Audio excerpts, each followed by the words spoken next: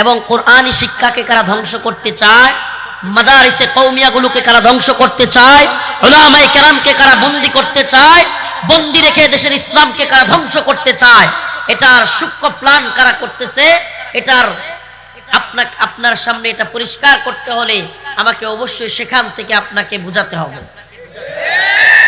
প্রিয় হাজিরিন, হেরা গুহায় রাসূল সাল্লাল্লাহু আলাইহি সাল্লাম খাদ্য পানীয় নিয়ে চলে যেতেন। একদিন হঠাৎ এক আগন্তুকের আবির্ভাব হলো, ফেরেশতার আবির্ভাব হলো, যার নাম হলো রূহুল আমিন। নাম কি? জিবরাইল আলাইহিস সালাম, যার নাম আল্লাহ পাক দিয়েছিলেন নাযালা বিহির রূহুল আমিন, যাকে বলা হতো রূহুল আমিন। তিনি আসলেন, রাসূলুল্লাহ সাল্লাল্লাহু আলাইহি সাল্লামকে বললেন ইকরা, আপনি পড়েন। রাসূলুল্লাহ সাল্লাল্লাহু আলাইহি সাল্লাম বললেন আমি পড়তে জানি না। আবার বললেন ইকরা, আপনি পড়েন।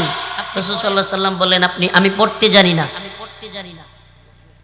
এভাবে বলতে বলতে বুকের মধ্যে নিয়ে জিবরাইল আমিন চাপ দিয়ে বললেন ইকরা বিসমি রাব্বিকাল্লাযী খালাক, পড়েন আপনার সেই রবের নামে যিনি সৃষ্টি করেছেন। সুবহানাল্লাহ।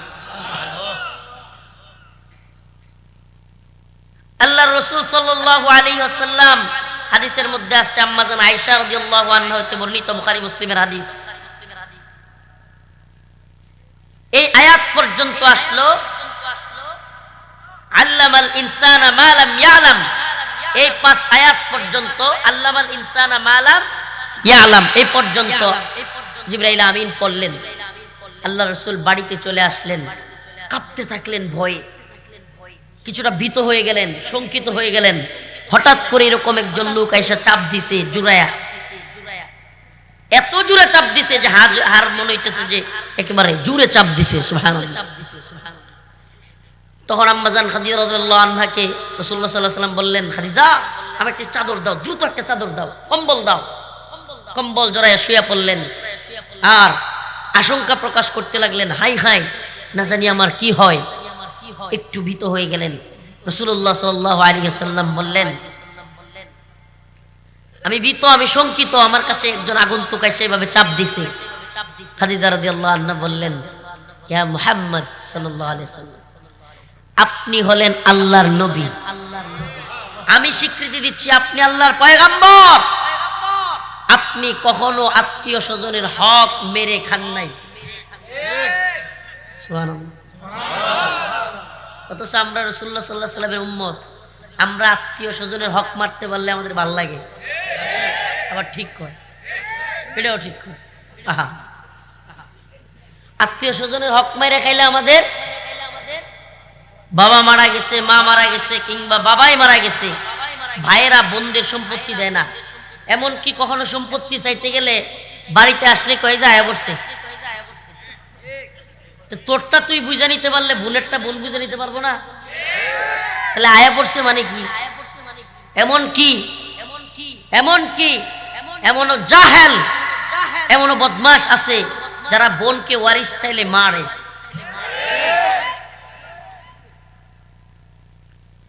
আত্মীয়তার সম্পর্ক ছিন্ন করে ফেলে, আঘাত করে। অথচ আমার রাসূল সাল্লাল্লাহু আলাইহি ওয়াসাল্লাম বলেছেন লা তাদখুলুল জান্নাতা কাতি', আত্মীয়তার সম্পর্ক ছিন্নকারী বেহেশতে যাবে না। আত্মীয় স্বজনের হক মেরে খাবো নাকি ঠিকমতো দিয়ে দিব? কথা কয় না। আত্মীয় স্বজনের হক মেরে দিব নাকি ঠিকমতো দিয়ে দিব? খাদিজা রাদিয়াল্লাহু আনহা বললেন আপনি কখনো মিথ্যা বলেন নাই, আপনি আল্লাহর নবী, আপনি আত্মীয় স্বজনের হক নষ্ট করেন না, আপনি কখনো মিথ্যা বলেন নাই, আপনি অভাবীদের দ্বারে দ্বারে ঘুরেছেন, অভাবীদের অভাব দূর করেছেন। সুবহানাল্লাহ। আমরা কি অভাবীদের অভাব দূর করি? এই শীতে কারো কাছে কম্বল নিয়ে গিয়েছি, কে কিভাবে চলতেছে, কে কিভাবে কষ্ট করতেছে, কারো কাছে 2টা কম্বল নিয়ে জড়াইয়া দিয়া বলছি যে এই কষ্টের দিনে আপনারা 2টা কম্বল দিলাম? বলি না আমরা? আরে দূরের কথা তো দূর, বাদ দেন, বাবা মা, অনেক বৃদ্ধ বাবা মা অনেকের এই শীতের রাতে কষ্ট করে, আপনি কল্পনাও করতে পারবেন না। 60 ঊর্ধ্ব মানুষ এই শীতের দিনে কি পরিমাণ কষ্ট করে। কারণ কি? এটার কারণ হলো তাদের রক্তগুলো একটু ঠান্ডা হয়ে যায়, যেই কারণে কম্বল টম্বল দিলেও রক্ত গরম হয় না। এজন্য প্রয়োজন হলো সন্তান যাও পিতামাতার কাছে, পায়ে একটু তেল লাগায় দাও, মাথায় একটু তেল লাগায় দাও, হাতে তেল লাগায় দাও। হঠাৎ করে একটা কম্বল বাজার থেকে কিনে নিয়ে মায়ের বাবার গায়ে জড়ায়া দাও। বিশ্বাস করো, বিশ্বাস করো, তোমার কোনো শায়েখের কাছে, পীরের কাছে, তোমার বাবার কোনো বাবার খানকায় যায় দোয়া চাওয়ার দরকার হবে না। ওই মা বাবা অন্তর থেকে এমন দোয়া করবে তুমি সফল হয়ে যাবে। তোমার সফলতার চাবিকাঠি। তুমি কি মনে করো তুমি হসপিটালে যাও, তোমার হাত পা নষ্ট হয়ে গেছে, এমন অসুস্থতা হয়েছে, তোমার আশপাশে কেউ থাকতে পারে না, চ্যালেঞ্জ করে বলতে পারি তোমার বউ সহ অনেকে চলে যাবে, তোমার মা তোমার বিছানার পাশ থেকে কখনো যাবে না। প্রয়োজনে তোমাকে গোসল করায়া দিবে, পায়খানা প্রস্রাব পরিষ্কার করায়া দিবে। কেউ যদি নাক ছিটকায় বলে গন্ধ, ওই ব্যক্তিকে তোমার মা ধমক দিবে, এই কেন আমার ছেলেকে এরকম বলো। সেটাই হলো মা। অথচ সেই মায়ের কাছে, সেই মা আজ আমাদের বয়স যাদের এখানে যারা আছেন 30-40, তাদের যাদের মা আছে তাদের বয়স তো 60-70, তাদের কাছে কখনো কম্বল নিয়ে যান নাই? আরে দাদা দাদি যাদের আছে তারা তাদের দাদা দাদির কাছে যান নাই? একটা শীতের কম্বল নিয়ে পাশে দাঁড়ান নাই? এই শীতের রাতে একটু গিয়ে তেল লাগায়া দেন নাই? প্রিয় হাজিরিন, আসুন না আমরা এইভাবে একে অপরের পাশে দাঁড়াই। বিশ্বাস করেন আমাদের সমাজ, আমাদের সবকিছু সুন্দর হয়ে যাবে। কেন বলতেছিলাম? শিক্ষা ব্যবস্থার কথা। আমার মূল আলোচ্য বিষয় রাসূলুল্লাহ সাল্লাল্লাহু আলাইহি ওয়াসাল্লামের কাছে কোরআন কিভাবে অবতীর্ণ হলো সেই আলোচনার দিকে যেতে চাই। খাদিজা রাদিয়াল্লাহু আনহা বললেন, আপনি কি নন? মিথ্যাবাদী নন, আপনি নবী, আপনি সত্যবাদী, আপনি আত্মীয় স্বজনের হক নষ্ট করেন না, আপনি অভাবীদের পাশে দাঁড়ান। সুবহানাল্লাহ। তার মানে কেউ যদি কখনো শঙ্কিত হয় কিংবা পেরেশানি হয় কিংবা মনের মধ্যে এক ধরনের ভালো মানুষ, কিন্তু কিছু মানুষ অযথাই হিংসা করতেছে, ভালো মানুষ কিন্তু কিছু মানুষ অযথাই বিদ্বেষ করতেছে, সেই মানুষটাকে সাহস দেওয়ার জন্য তার প্রশংসা করা যায়, তাকে অভয় দেওয়ার জন্য, তার পাশে দাঁড়ানোর জন্য তার প্রশংসা করা যায়। প্রিয় হাজিরিন, এবার খাদিজা রাদিয়াল্লাহু আনহা দেখলেন রাসূল সাল্লাল্লাহু আলাইহি ওয়াসাল্লাম যখন এত কিছু বলার পরেও ঠান্ডা হচ্ছেন না, তখন উনার এক ভাই, চাচাতো ভাই ছিলেন, ওয়ারাকা ইবনে নাওফেল। নাম কি? ওয়ারাকা ইবনে নাওফেল ছিল খ্রিস্টানদের ইনজিল ধর্মগ্রন্থের লেখক, অনুবাদক। কি অনুবাদক? ওয়ারাকা ইবনে নাওফেল ইনজিলের, খ্রিস্টান ধর্মের, আমাদের যেমন মুসলিম ধর্মের ধর্মগ্রন্থের নাম কি? কোরআন। কি খ্রিস্টানদের? এখন না বাইবেল, আগে ছিল ইনজিল। বাইবেলের তো আসলে কোনো অস্তিত্বই নাই, এটা আসলে আল্লাহ প্রদত্ত কোনো কিতাব না। বাইবেল এরা নিজেরা কাটসাট করিয়া ওই তাওরাত এবং ইনজিল দুইটার সমন্বয় করিয়া এখন ওল্ড টেস্টামেন্ট, নিউ টেস্টামেন্ট এগুলো বইলা একটা জগা খিচুড়ি বানাইছে। ওই বদমাসটার নাম জানি কি, খেয়াল আসতেছে না, না যেটা বানাইছে আর কি, ওল্ড টেস্টামেন্ট নিউ টেস্টামেন্ট মিলাইয়া। তো যাই হোক, তো বলতেছিলাম ইনজিলের অনুবাদক তিনি, নাম হলো ওয়ারাকা ইবনে নাওফেল। আল্লাহর নবীকে নিয়ে তার কাছে গেল। কে গেল? খাদিজা রাদিয়াল্লাহু আনহা। সে ব্যক্তি কে? খাদিজা রাদিয়াল্লাহু আনহার চাচাতো ভাই। সে খুব বৃদ্ধ ছিল, চোখে দেখতো না, এমন অবস্থায় সে কিন্তু খুব বিচক্ষণ লোক ছিল, ইনজিলের অনুবাদক ছিল, খুব বুঝমান লোক। খাদিজা রাদিয়াল্লাহু আনহা নিয়ে গেলেন, দেইকাই সে রাসূলকে চিনে ফেলছে। শুধু চিনে ফেলছে না, ওয়ারাকা ইবনে নাওফেল বলতেছে, বাস্তি বাতিজি শোনো, চাচাতো বোনকে বলতেছে, আমার এই যে ছেলেকে নিয়ে আসছো, কিছুদিন পর এই যুবকের বংশের লোকেরাই তার বাড়ি থেকে তাকে বিতাড়িত করবে। কথা শুনতেছেন না? কিছুদিন পর এই যুবকের বাড়ির লোকেরা, মানে রাসূলুল্লাহ সাল্লাল্লাহু আলাইহি ওয়াসাল্লামকে দেখে ওয়ারাকা ইবনে নাওফেল বলতেছে, কিছুদিন পরে এই যুবক যাকে নিয়ে আসছো, খাদিজা রাদিয়াল্লাহু আনহাকে বলতেছি, তার বাড়ির লোকেরাই, তার বংশের লোকেরাই তাকে তার বংশ থেকে, তার পরিবার থেকে, তার গোত্র থেকে কি করবে? তারায় দিবে। খাদিজা রাদিয়াল্লাহু আনহা এটাও সম্ভব? কহা, তবে যদি আমি ওয়ারাকা ইবনে নাওফেল তখন যুবক থাকতাম, আমার জান মাল সব কুরবানি দিয়া হলেও এই যুবকের পাশে থাকতাম। সুবহানাল্লাহ। আরেকটা কথা তিনি বললেন যদি আমি জীবিতও থাকতাম তবু আমার জানমাল সব দিয়ে আমি তার পাশে থাকতাম। প্রিয় হাজিরিন, শেষ যে কথাটা ওয়ারাকা ইবনে নাওফেল বলল সেটাই আমার আজকের আলোচনার ইস্যু। শেষ যে কথাটা বলল ওয়ারাকা ইবনে নাওফেল, কাল জয়ী একটা কথা, যে কথা অনেক দামি, যে কথা নির্মম বাস্তবতা।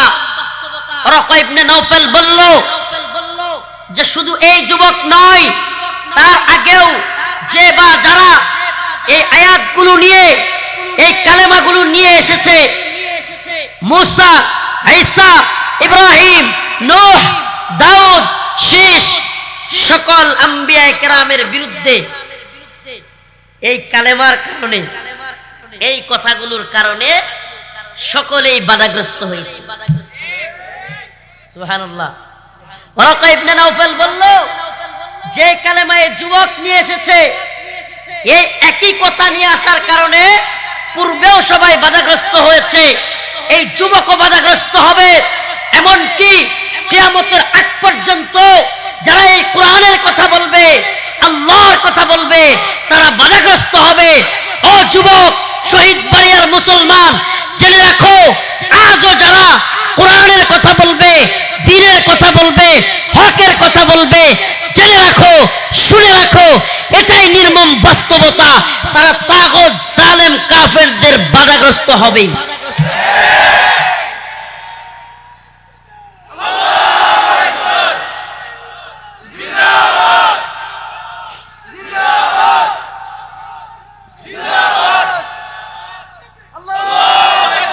মাশাআল্লাহ, আল্লাহ পাক এই বয়সে ওনার জজবাকে, ঈমানি জজবাকে কবুল করুক।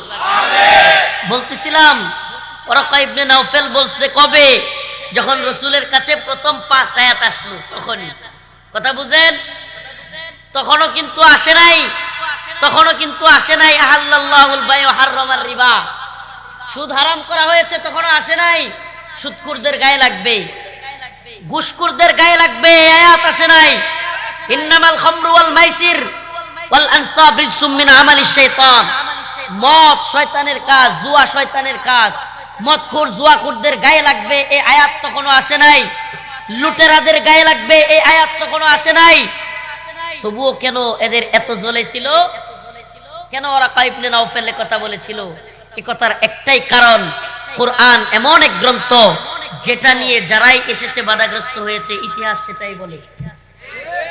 এই জামানায় যদি কেউ হকপন্থী দাবি করে আর বলে আমার খানকা তো ভালোই চলে, পীরের অভাব নাই, মুরিদেরও অভাব নাই, আমার পা টিপার একজন, মাথা টিপার একজন, হাত টিপার একজন, আমার কাপড় ধোয়ার একজন, আমার কাপড় লন্ড্রি করার আরেকজন, আমার খাবার নিয়ে আসার একজন, দিয়া যাওয়ার আরেকজন, খানকার অভাব নাই, মুরিদেরও অভাব নাই, আর পকেটও বাড়ি, পেটও বাড়ি, হকপন্থী দাবি করে, বুঝতে হবে ভণ্ডামি ছাড়া আর কিছু না।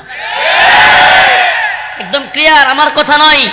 রাসূলুল্লাহ সাল্লাল্লাহু আলাইহি ওয়াসাল্লামকে সামনে রেখে ওয়ারাকা ইবনে নাওফেল যে কথা বলেছিল যে কোরআন নিয়ে আসলে, এই কথাগুলো নিয়ে আসলে, লা ইলাহা ইল্লাল্লাহ নিয়ে আসলে, কোন কাফের, মুরতাদ, জালিম কখনোই কোন হকপন্থীকে ভালোভাবে থাকতে দেয় নাই, থাকতে দেয় নাই। বাস্তবতা। প্রিয় হাজিরিন, আজ শিক্ষা ব্যবস্থার উপর ভয়াবহ থাবা বসানো হয়েছে কি হয় নাই? আজ বিভিন্ন মাদ্রাসাগুলোর নিয়ন্ত্রণ নেওয়া হচ্ছে কি হয় নাই? আজ মাদারিসে কওমিয়ার নিয়ন্ত্রণ নেওয়া হচ্ছে কি হয় নাই? নিজেদের কথা যারা শুনবে, নিজেদের কথা যারা মানবে, এদেরকে মাদারিসে কওমিয়ার বুঝে লাইছে মাশাআল্লাহ, ডাইরেক্টর বানাইতেছে। কথা বুঝেন নাই? যারা কইলেই উঠবে, বললেই বসবে, এদেরকে কি উপরে বসাতে হবে? কেন? কারণ চাটুকার থাকলে সুবিধা, হাদিয়া তুফা কিছু পকেটে পড়লেই এই দান্দাবাজের দল চেঞ্জ হয়ে যায়। প্রিয় হাজিরিন, যুগে যুগেই বিরল কিছু মানুষকে আল্লাহ পাঠাবেন যারা হাদিয়া তুফার মৌলবী না, যারা দরবারে আলেম না, যারা প্রয়োজনে জেলে যাবে, রিমান্ডে যাবে, ফাঁসির কাস্তে ঝুলবে, তবু আল্লাহর কথা বলবে, রাসূলের কথা বলবে, কোরআনের কথা বলবে।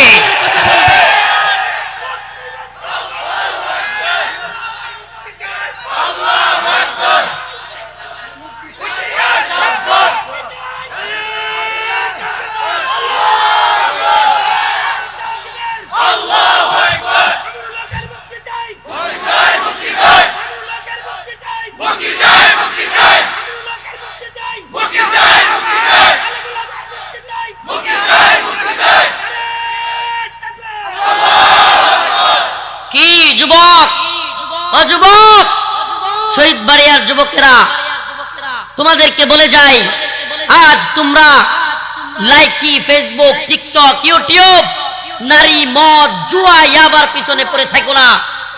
যদি তোমরা এগুলোর পিছনে পড়ে থাকো তবে তোমাদের প্রিয় শায়েখ মাওলানা মামুনুল হক মুক্তি পাবে না, মুফতি মাহমুদ হাসান গলবি মুক্তি পাবে না, শায়েখ জসিমউদ্দিন রহমানী মুক্তি পাবে না, মুফতি ফখরুল ইসলাম মুক্তি পাবে না।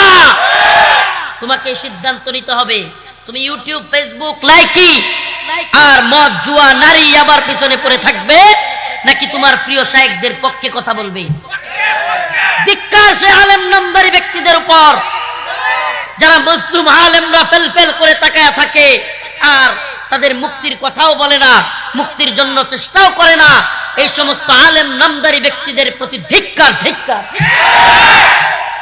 এদের প্রতি ধিক্কার। যারা এই আলেমরা পড়ে আছে অথচ চেষ্টাও নাই, কাজও নাই, কোন ধরনের কথাও বলে না, এই সমস্ত আলেম নামদারি ব্যক্তিরা ভাবতেছে আমি তো সুখেই আছি।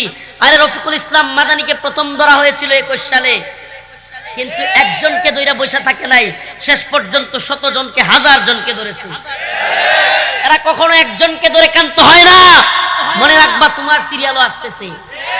পীর ব্যবসা খুব ভালো চলতেছে মনে করছো, পকেট ব্যবসার পেট ব্যবসা না।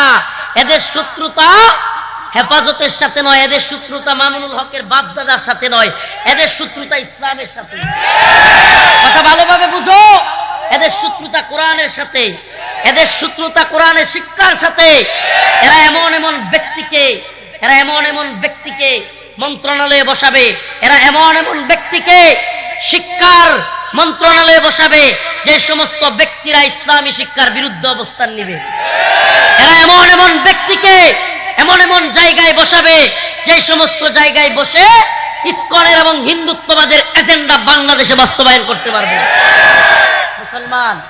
মুসলমান একটা কথা বলে যাই, কথা আমরা কতদিন বলতে পারবো জানি না, কতদিন তোমাদেরকে সাবধান করতে পারবো জানি না। তোমরা তো বলো ইসলামের শত্রুরা হুঁশিয়ার, সাবধান হওয়া দরকার আমাদের, সজাগ হওয়া দরকার আমাদের। শোনো, ইসলামের শত্রুরা বড়ই সজাগ, ইসলামের শত্রুরা বড়ই প্ল্যান করে কাজ করে। এদের মোস্ট প্ল্যান আছে, মেগা প্রজেক্ট আছে। আগামী 10 বছর বাংলাদেশে ইসলামী শিক্ষাকে কিভাবে গোড়াপত্তন, কিভাবে গোড়া থেকে একবারে ছেটে ফেলতে হবে, কিভাবে ইসলামী শিক্ষাকে ছাঁটাই করতে হবে, কিভাবে হিন্দুত্ববাদী শিক্ষাকে বাজারজাত করতে হবে, এগুলো সব মাস্টার প্ল্যান এদের করা। আর আমার আপনার প্ল্যান কি, আগামীকাল কেউ কি করব সেটাও জানি না। প্রিয় হাজিরিন, এজন্য বলে যাই, রাসূল সাল্লাল্লাহু আলাইহি সাল্লামকে আল্লাহ পাক বলেছেন ইকরা, আপনি পড়েন, বিসমি রাব্বিকাল্লাযী খালাক, আপনার রবের নামে, আপনার প্রভুর নামে যিনি সৃষ্টি করেছেন। বলেন, রবের নামে পড়া, এই পড়া কোন পড়া? সুদের পড়া। আজ আমাদের বাচ্চারা, আমাদের ভাইরা, আমাদের বোনেরা ইন্টারেস্টের পড়াশোনা করতেছে, বৈধ বাবা, নাউজুবিল্লাহ। এই শিক্ষা অর্জন করা হারাম। ওলামায়ে কেরাম এখানে আছেন, সুদের পড়াশোনা করা এটা কি? ইন্টারেস্ট নাম দিলেই কি সুদ জায়েজ হয়ে যাবে রে বেটা? কথা কয় না। পতিতালয়ের লাইসেন্স দিয়ে দিলেই কি পতিতালয়ের কামরা জায়েজ হয়ে যাবে? মদের উপরে বিসমিল্লাহ লিখে দিলেই মদ জায়েজ হয়ে যাবে? ইন্টারেস্ট নাম দিয়ে আজ আমাদের ভাই বোনদেরকে পাঠ্যপুস্তকের বইয়ে শিক্ষা দেওয়া হচ্ছে সুদের শিক্ষা। এত পার্সেন্ট থেকে এত পার্সেন্ট হলে কত পার্সেন্ট লাভ, এই শিক্ষা দেওয়া হচ্ছে। শিক্ষা হারাম, যে শিক্ষা সুদের সেই শিক্ষা হারাম। প্রিয় হাজিরিন, এজন্য বলি সজাগ থাকা লাগবে, দ্বীনি শিক্ষায় নিজেদেরকে শিক্ষিত হওয়া লাগবে, নিজেদেরকে দ্বীনের সাথে লাগায় রাখতে হবে, দ্বীনি কাজের সাথে লাগায় রাখতে হবে। আর যদি এভাবেই চলতে থাকে, এভাবেই যদি আগামী দিনে আগায় যাইতে থাকে, তাহলে বিশ্বাস করো এই ভূখণ্ডের 4 জন আলেম শুধু ভিতরে থাকবে না, আরো অসংখ্য আলেম ভিতরে থাকবে। আর শিক্ষা ব্যবস্থার ডালপালা সেটে দেওয়া হবে, ওলামায়ে হক্কানি রব্বানি থাকবে না, আর একদল চাটুকার থাকবে যারা এদের কথাই উঠবে আর বসবে। প্রিয় হাজিরিন, প্রিয় যুবকেরা, তোমাদেরকে সিদ্ধান্ত নিতে হবে। আমরা মেসেজ পৌঁছে দিয়েছি, অনেক ধৈর্য ধারণ করেছি। যদি যুবকরা তৈরি থাকে, আমরা কাউকে দেখব না, আমরা কোনো দল বুঝি না, মত বুঝি না।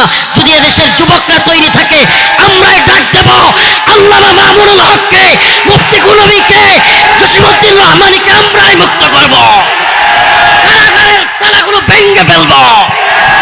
আর সহ্য করা যায় না, এই শায়েখদেরকে আমরা ফিরে আনবো ইনশাআল্লাহ। আর যদি না পারি সবাই মিলে চলে যাবে। তবু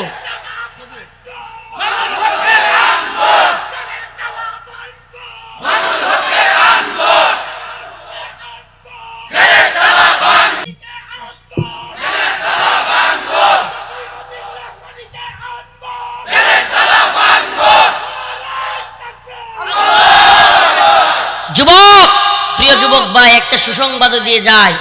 আমার কেন জানি মনে হচ্ছে আমরা যে নরমাল প্রসেসে মুক্তি পেয়েছি, আমাদের এই শায়েখরা এত নরমাল প্রসেসে মুক্তি পাবে না। এরা জুলুম করতে করতে এদেশের যুবকদের স্ফুলিঙ্গ এমন পর্যায়ে নিবে, এরা জুলুম করতে করতে এমন পর্যায়ে যাবে যে দেশের আওয়ামী লীগ বিএনপি বুঝবে না, যুবক সবগুলো শায়েখদের মুক্তির জন্য চাপায়া পড়বে, দিন শেষে সত্যি ভেঙে চুরে নিয়ে আসবে।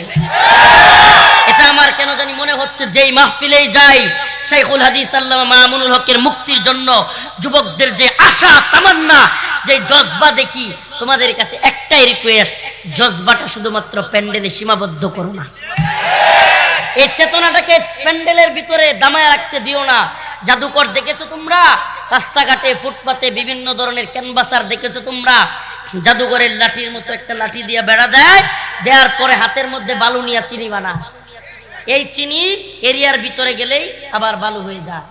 প্রিয় ভাই, এমন হয়েও না।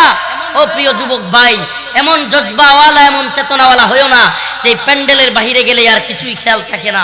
আমি তো বলি, তোমার পরিবারের নিত্যদিনের কাজকে তুমি যেমন রুটিন বানিয়েছো, নিজের হাজতগুলোকে যেমন রুটিন বানিয়েছো, তেমনি এই সমস্ত শায়েখদের মুক্তির বিষয়টাকেও তুমি তোমার এজেন্ডা বানাও। তুমি তোমার ফেসবুক পোস্টে কথা বলো, তুমি তোমার ভাইকে কথা বুঝাও, তুমি তোমার স্কুলে মাদ্রাসায়, তুমি তোমার সব জায়গায় কথা বুঝাও যে উম্মার শ্রেষ্ঠ সন্তান আলেমরা যদি বন্দী থাকে, এই ভূখণ্ডে আল্লাহর গজব আসতে পারে।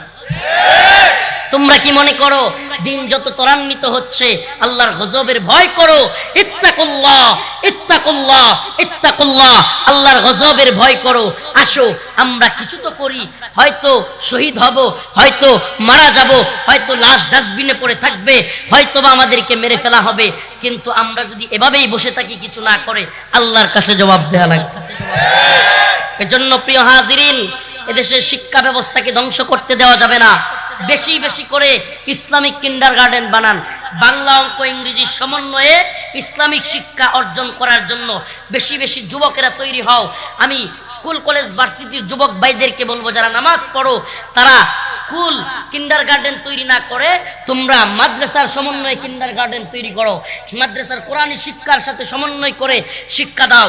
হাই স্কুল তৈরি করো যেখানে মেট্রিক পর্যন্ত পড়াশোনা হবে, কিন্তু আমাদের ছেলেমেয়েরা পর্দা মেনটেন করে পৃথক পৃথক শিক্ষা ব্যবস্থা থাকবে। নারীদের জন্য নারীরা শিখাবে, পুরুষদের জন্য পুরুষরা শিখাবে। এই রকম প্ল্যান করে কাজ করো, আগায়া যাও, ইনশাআল্লাহ দেখবা হিন্দুত্ববাদীদের এজেন্ডা মুখ থুবড়ে পড়বে। আসো আমরা প্ল্যান করি, এলাকার মধ্যে পাঠাগার তৈরি করি, ইসলামী শিক্ষার বইগুলো, বিভিন্ন আকাবির ও আসলাফদের বইগুলো, বিভিন্ন ধরনের খবরের আযাব, বিভিন্ন ধরনের ঈমানের কথা, আমলি কথা, বিভিন্ন ধরনের আত্মার সংশোধন পরিশুদ্ধের কথা যে সমস্ত কাবির আসলাফ কিতাব আবার আকারে লিখেছেন, সেগুলো আসো আমরা একটা লাইব্রেরি দেই। প্রতি সপ্তাহে একদিন লাইব্রেরি থেকে কিতাব বিলি করো, আর প্রতি সপ্তাহের শেষে নাম লিখে রাখো, আবার জমা নিয়ে নাও। তোমার টাকাও থাকবে, কিতাবও থাকবে, সওয়াবও পাবে। এভাবে মানুষকে সচেতন করো, লিফলেট বিতরণ করো, শায়েখদের মুক্তির ব্যাপারে কথা বলো। প্রিয় হাজিরিন, যদি আমরা এভাবে চলতে পারি, প্ল্যান করে কাজ করতে পারি, তবে মনে রাখবা এই মুরব্বিহারা জাতি, যেই মুরব্বিহারা জাতি আমরা আছি, আমরা মুরব্বিহারা থাকবো না। আল্লাহ পাক কোনো না কোনো মুরব্বি আমাদের সামনে তুলে দিবেন। হকপন্থী মুরব্বী যারা থাকবে, জুনাইদ বাবুনগরী রহমতুল্লাহ আলাইহির মতো প্রপোজাল দেওয়া হবে বিদেশে নিয়ে চিকিৎসা করানোর জন্য, কিন্তু তিনি বলবেন আমার আপনাদের টাকা দরকার নাই, আমার মুহিব্বিনরাই আমার চিকিৎসা করাবে। আমাদের মুরব্বী চলে আসবে মুফতি আমিন রহমতুল্লাহ আলাইহির মতো, যার কারণে সমস্ত বাতিলদের তখতে তাউজগুলো থরথর করে কাঁপতো। আরে আমার এখনো মনে আছে, অনেক মুরব্বী আলেমদের কাছে শুনেছি যে সংসদে আইন হওয়ার সময়ও সংসদের সর্বোচ্চ নেতা প্রধানমন্ত্রী থেকে নিয়ে সবাই বলতো আমরা যে আইনটা করব মুফতি আমিনই না জানি কি বলে। আল্লাহু আকবার। এরা পর্যন্ত ভয়ে থাকতো আমিনই না জানি কি কইরা বসে। আজ সেই আমিনী মুফতি আমিন রহমতুল্লাহ আলাইহির মতো নেতা দরকার, আজ শাইখুল হাদিসের মতো নেতা দরকার, নূর হোসেন কাসেমী রহমতুল্লাহ আলাইহির মতো নেতা দরকার, আপুসহীন নেতাদের দরকার। প্রিয় হাজিরিন, নেতৃত্ব এইভাবেই তৈরি হয় না যে জাতি নিজেরা পরিবর্তন না হয়, আল্লাহ পাক সে জাতির অভিভাবক তৈরি করেন না। ইন্নাল্লাহ লা ইউগাইয়িরু মা বিকাউমিন হাত্তা ইউগাইয়িরু মা বিআনফুসিহিম। সে জাতি ততক্ষণ আল্লাহ কোন জাতিকে পরিবর্তন করেন না যারা নিজেরা পরিবর্তন না হয়। এজন্য আসো আমরা নিজেরা পরিবর্তন হয়ে আগে আমরা নিজেরা বুঝতে শিখি। দালালদেরকে, দালাল বাটপার যারা, চাটুকার যারা, টাকা পয়সার দান্দায় যারা দালালি করে, আসো আমরা এদেরকে ত্যাগ করি। হকপন্থী আলেম সে যেই হোক, আসো আমরা তাদের পিছনে ছুটি। যদি এভাবেই চলতে থাকি, ইনশাআল্লাহ সুম্মা ইনশাআল্লাহ এ ভূখণ্ডেও ইসলামের বিজয়, কোরআনের বিজয় কেউ ঠেকাতে পারবে না। নাসরুম মিনাল্লাহ ওয়া ফাতহুন করিব। তবে একটা আশা আবার দিয়ে যায়, মনে রাখবা রাত গভীর হয়ে গেছে, অনেক গভীর হয়েছে, 4টা বাজে গেছে, একটু পরেই কিন্তু আস্তে আস্তে ফজরের সময় হচ্ছে। রাত যত গভীর হয় সকাল কিন্তু ততই কাছে থাকে, কথা কয় না? মেঘ দেখে করোনা ভয়, আড়ালে তার সূর্য লুকায়, সূর্য হাসে। অতএব আল্লাহ পাক আমাদের জন্য বিজয় রেখেছেন, বিজয় খুব সন্নিকটে। ইযা জাআ নাসরুল্লাহি ওয়াল ফাত ওয়ারাআইতান নাস ইয়াদখুলুনা ফি দীনিল্লাহি আফওয়াজা। আল্লাহ বলেছেন আল্লাহর সাহায্য এবং বিজয় আসতে দেখবা মানুষ দলে দলে আমাদের পিছনে ছুটতেছে, ইসলামের পিছনে ছুটতেছে। আল্লাহ আরো বলেছেন মাতা নাসরুল্লাহি করিব, আলা ইন্না নাসরুল্লাহি করিব। আল্লাহ পাকের নসর, আল্লাহ পাকের সাহায্য অতি নিকটে। আমরা যদি দিন বিজয়ী কাফেলায় শরীক হই, তন্ত্রমন্ত্রের ধ্বজাধারীদের বাদ দেই, তন্ত্রমন্ত্রের স্লোগান বাদ দেই, আমার রসুলের পথ তন্ত্রমন্ত্রের পথ নয়, রসুলের সাহাবায়ে কেরামের পথ তন্ত্রমন্ত্রের পথ নয়, আমার রসুলের পথ সাহাবায়ে কেরামের পথ, সালফে সালেহিনদের পথ, লেনিনের পথ নয়, কার্ল মার্কসের পথ নয়, আব্রাহাম লিঙ্কনের পথ নয়, জর্জ রুশোর পথ নয়। আমার রসুলের, আমার সাহাবায়ে কেরামের পথ ছিল দাওয়া এবং জিহাদের পথ। আসো আমরা সেই পথে আবারও ফিরে আসি, তন্ত্রমন্ত্রকে লাথি মারি, এই তন্ত্রমন্ত্রের স্লোগানদারীদেরকে আমরা ত্যাগ করি, তবে ইনশাআল্লাহ সুম্মা ইনশাআল্লাহ আমাদের বিজয় আবারও আসবে। নাসরুম মিনাল্লাহ ওয়া ফাতহুন করিব ওয়া বাশশিরিল মুমিনিন। আসসালামু আলাইকুম ওয়া রাহমাতুল্লাহি ওয়া বারাকাতুহু।